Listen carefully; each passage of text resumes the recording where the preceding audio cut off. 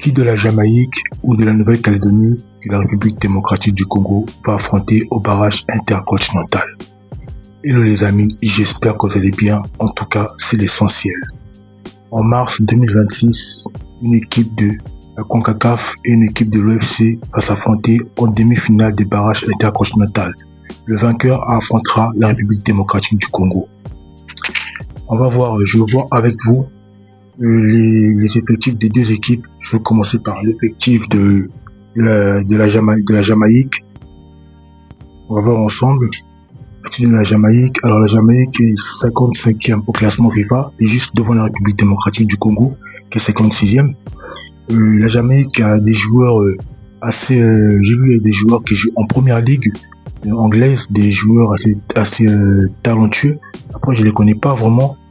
Mais de ma préférence, j'aurais préféré plutôt la Nouvelle-Calédonie. Mais avant de vous parler de mes préférences entre les deux équipes, entre la Jamaïque et la Nouvelle-Calédonie, je vais vous parler tout d'abord. On va voir ensemble l'effectif de la Nouvelle-Calédonie. Qu'est-ce que ça donne? Alors, la Nouvelle-Calédonie est une équipe qui est 150e au classement FIFA. Ils ont dans leur effectif, il y a des joueurs qui jouent dans les championnats moyens, notamment dans le championnat calédonien. Ils n'ont pas des joueurs qui jouent dans les grands clubs européens. C'est pas ouf non plus.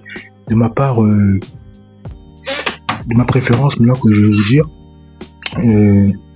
il vaut mieux qu'on affronte la Nouvelle-Calédonie, parce que non seulement au classement FIFA, ils sont derrière, ils sont largement derrière.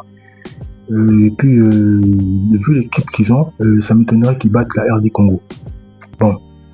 Si jamais on joue contre la Jamaïque, par contre, je sais qu'on a des armes pour battre cette équipe de Jamaïque et pour aller chercher cette victoire-là. On ne veut pas que tout le travail que Desabre a mis en place durant 3 ans, ce serait vraiment dommage que son travail puisse tomber à l'eau.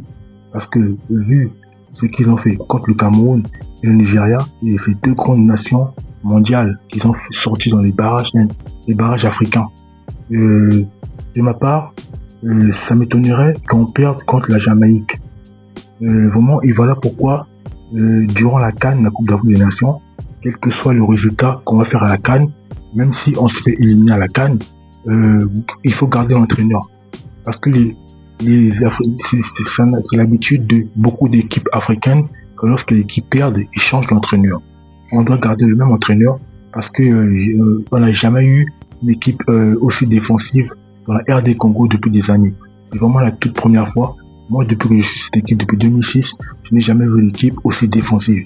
De base, c'était une équipe qui encaissait énormément de buts avant, dans le passé. Maintenant, on a une équipe de RD Congo qui encaisse très peu de buts, qui prennent que un but, pas plus de buts. Des fois, ils prennent pas du tout de buts. Donc voilà pourquoi il faut qu'on garde des sabres, parce qu'il fait du bon travail en termes de la défense, même en termes de niveau du jeu. Je trouve que c'est assez solide. On a une très bonne défense qui est assez solide et on a besoin du même état d'esprit contre la Jamaïque pour aller affronter la Jamaïque. Si on va en Coupe du Monde, il faut qu'on garde le même état d'esprit. Je vous ferai une vidéo où je vais vous parler de la qualification de Haïti et puis du Curaçao à la Coupe du Monde. Avant de terminer cette vidéo-là, je veux parler d'un truc. C'est beau de visionner des vidéos, mais la famille, à ma communauté, je sais que j'ai beaucoup de personnes qui me suivent. Je vais d'abord vous dire un truc. Je travaille en logistique, c'est pas facile pour moi. Je rentre le soir, tard le soir, il est quasiment 22h et c'est l'heure, j'aurais pu me dire quand je vais rentrer chez moi, je vais dormir. Mais je prends plaisir de vous faire des vidéos. Tout d'abord parce que c'est ma passion en premier, c'est ce que j'aime faire. L'argent n'est pas une fin en soi. Et peut-être qu'il y a des gens qui pensent que je le fais pour gagner de l'argent. Non, je le fais parce que c'est ma passion. Je le fais parce que c'est un truc que j'aime bien. Je le fais parce que c'est le montage vidéo, c'est ma passion. Il faut souligner un truc. Dites-vous un truc que c'est beaucoup de travail qui est mis en place. D'abord, il faut compter le tournage, le visionnage, et ensuite, après, il faudra que je fasse le montage vidéo. Après le montage vidéo, il faudra que je fasse ensuite, il faudra que ça fasse le chargement. Pour le montage, je finis le chargement avant. Après le chargement, il faudrait que je fasse la mise en ligne qui me prend 2 heures. C'est énorme. Vous imaginez? Après, il y a la cover de la vidéo à faire. Je dois la faire. La mise en ligne, ça me prend 2 heures. Et si vous comptez bien, ça me fait 3 heures de travail. 3 heures de travail. À un moment donné, le travail doit payer. Voilà pourquoi je vais demander à ma communauté, je sais que vous êtes nombreux à me suivre, notamment les Congolais, que ce soit les Congolais de la diaspora ou encore les Congolais du Congo. À toutes les personnes qui me suivent, je vous demande à tous de liker, de commenter, de partager. C'est une façon de me donner la force de me soutenir. Parce que c'est en commentant, en partageant et en likant que je veux reconnaître que le travail il est super. C'est une façon de me donner de la force, de m'encourager, de me soutenir, rien de grave. Voilà. J'espère que cette vidéo vous a plu. En ensemble, la famille.